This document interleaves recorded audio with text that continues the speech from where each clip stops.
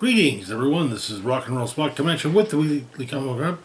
We have made it through this week's DC books, so now it's time to move on to this week's Marvel books. Starting off with Storm number 6, as it finally came in. Part 3 of the X-Manhunt crossover. So we'll actually be covering the remaining parts of X-Manhunt. So, where we left off, in Storm, she seemed that Storm had become a vessel of the cosmic entity known as Eternity. In X-Manhunt, a Krakoan seed was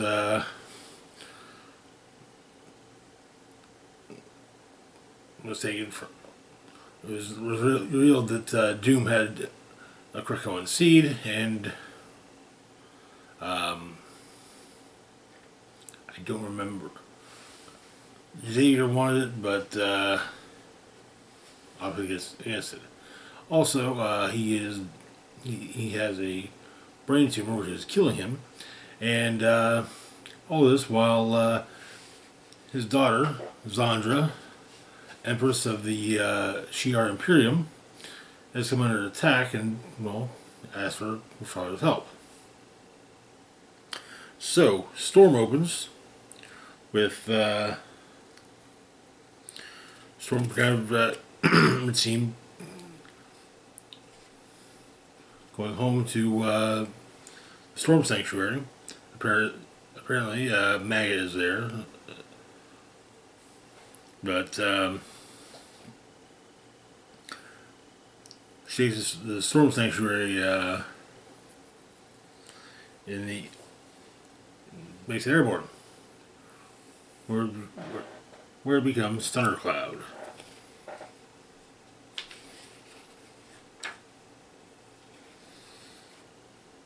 And so she dresses for war, and meets with Xavier. And she basically says that she's got to turn him in, but it seems that not immediately. And he negotiates basically, hey, instead of returning him to Grey Walken and putting him in the cube.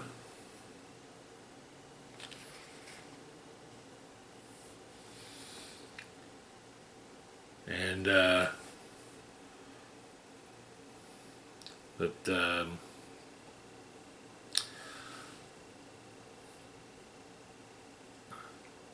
Xavier has asked her to take him to San Francisco, well, it's very clear that Scott's X-Men are going to attack, and so, as I mentioned, Storm girds herself for war, as does Maggot. And, courtesy of magic, the X-Men show up. And Storm and Maggot fight the X-Men.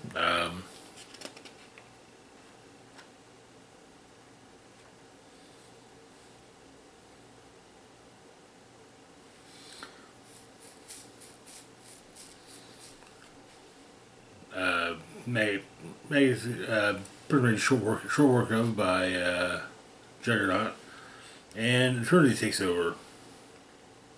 And oh boy, it's she freezes his head after his visor is destroyed.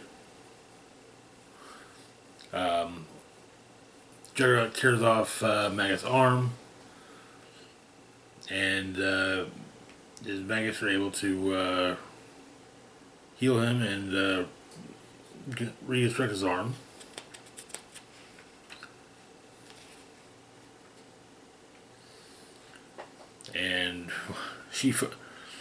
she manages to stop, but at least take down Juggernaut with an immortal head smash.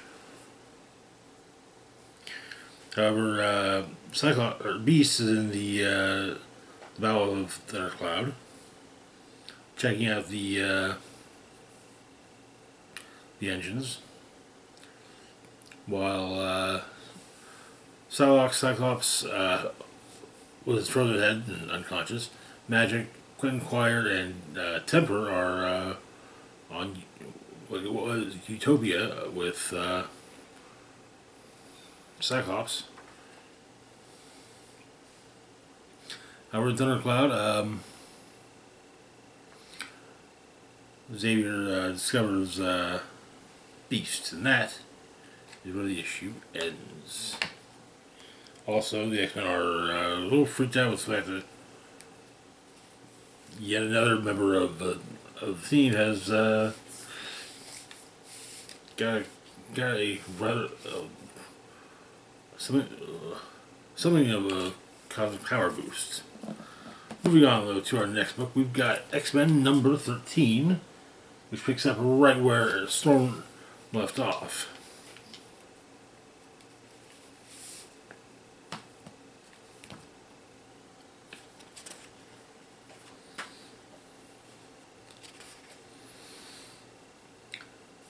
Xavier has taken control of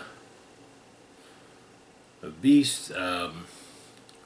Temper is attempting to please stop. He helps Cyclops, and Quentin and Betsy and Quenon and Magic are getting ready for fight with a rematch. Juggernaut is doing his best to stand up a storm, and he basically he tells her, hey, yeah, she's getting beaten. But he's been taking beatings for a long time. And ain't even close to the worst that he's gotten, especially with his father.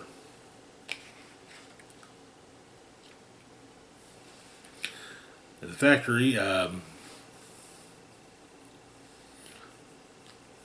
Magic shows up very briefly, teleports in, grabs Magneto's helmet, and teleports back out. And slaps the helmet on Beast. And Quentin and Xavier have a second duel. And it's with kind of the idea of Xavier and Quentin being in class. Xavier is the teacher, Quentin is the student. Also, the other students are Xavier. And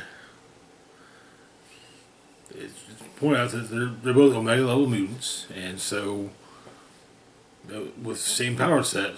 And when it boils down to, actually, in that case, experience, Xavier's got Quentin beaten in that department.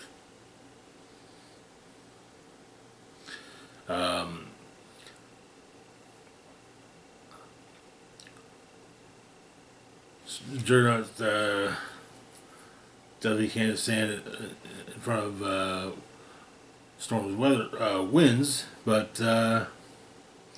Temper comes in and basically says, okay, it says that while Storm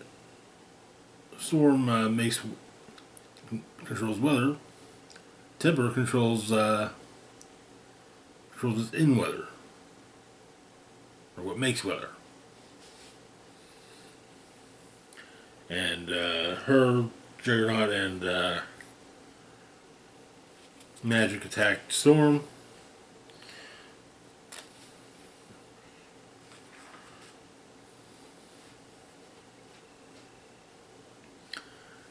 Maggot is cooned up, and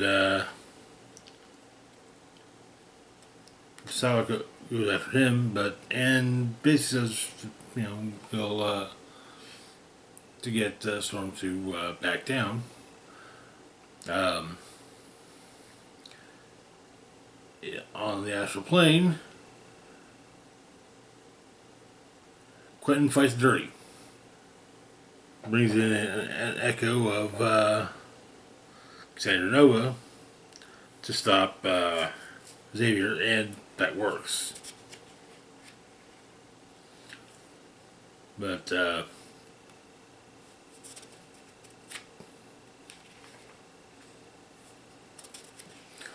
Storm is stopped, and Xavier is stopped by Beast putting his helmet on Xavier.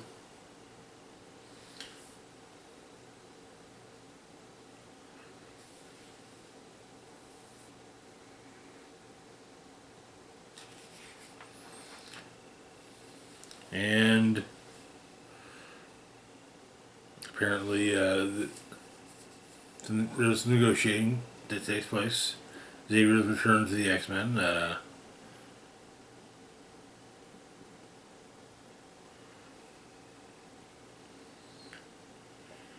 There was some compromises. Psylocke states that the promised Storm not to return Charles to Grey Mulligan. With her resistant telepathic attack, she was unaware of his psychic bleed. But, and Psylocke also points out something very strange happening to both her and Maggot that will bear observation. As Beast says, will Charles. He's heavily sedated, but they should be moving. However, X-Factor shows up, demanding, Xavier. Consisting of Cecilia Reyes, Pyro, Zyber, Granny Smite, Angel, and somebody I don't recognize. It's Forget-Me-Not. Which will bring us to our last book for the moment. I really wanted to do these not, in a single week, but yeah. Our next book is X-Factor number 8. Legacy number 300. And they don't seem to give a shit. So, the issue was actually with Havoc. The day previously, he leaves a voicemail on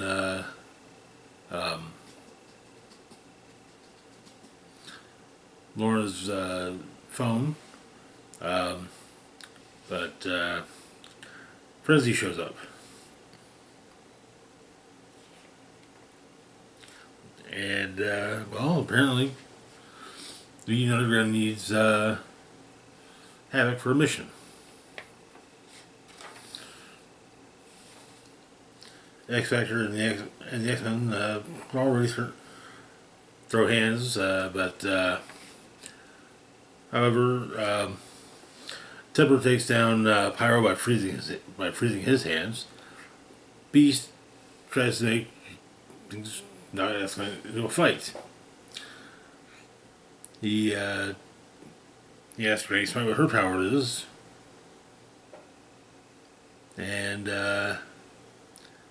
so if no one's trying to kill her, Granny Smite's power is completely neutralized.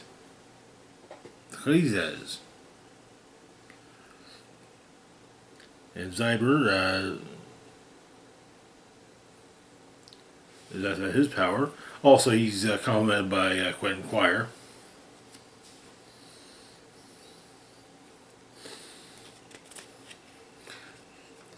However, it turns out that Angel has gotten some had some elective procedures done in the hospital. Basically making his Archangel form even deadlier. He can turn his wings into one, he has a sword.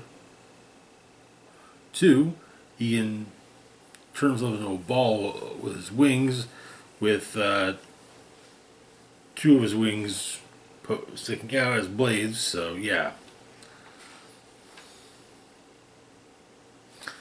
And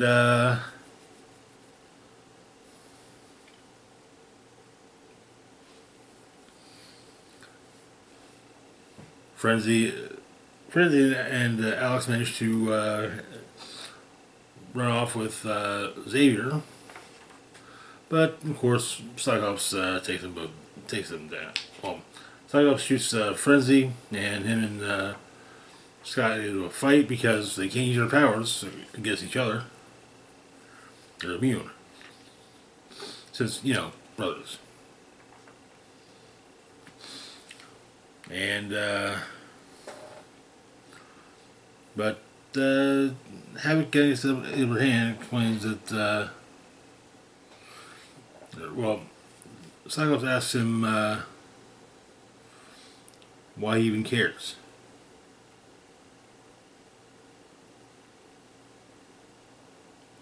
And why Havoc doesn't just stay gone. And Havoc says that it's because the world only gives you so many people, and turning your back on them is the biggest mistake you won't ever make.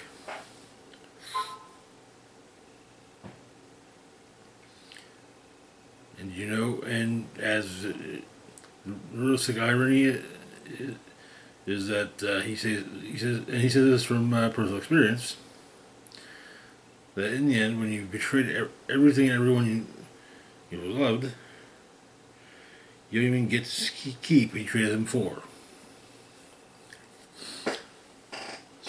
Cyclops blasting some rock on Utopia and knocks Havoc out. But apparently, Xavier is trying to get to a chamber on Utopia,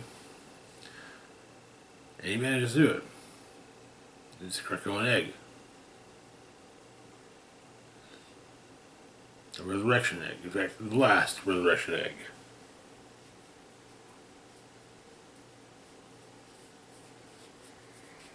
But Cyclops insists that Xavier's coming with him.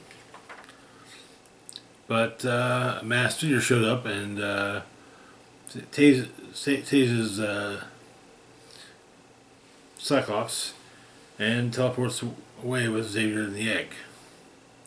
That is where the issue ends. Oh boy.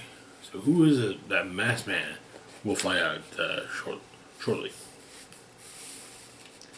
So far, liking this crossover.